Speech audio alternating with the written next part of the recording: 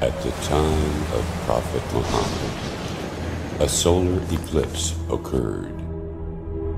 People quickly attributed its occurrence to the death of Abraham, the son of the Prophet. Usually, the ancients ascribed the sun to gods. They used to believe that the sun eclipses when a great figure dies, but the eclipse is a sign of defeat in battles, death of a king, or the fall of his reign.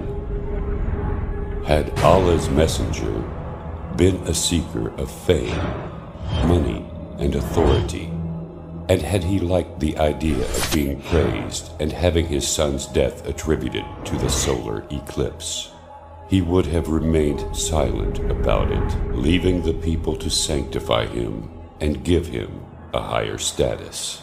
But Allah's messenger did not approve their mistake, and he corrected their wrong beliefs. He said, "The sun and the moon are two of Allah's signs. They do not eclipse for the death or living of anyone. When that happens, pray and make supplication until it clears."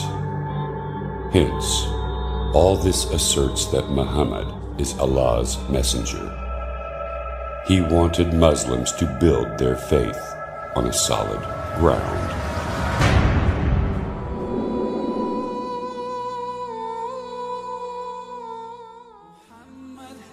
خير خلق الله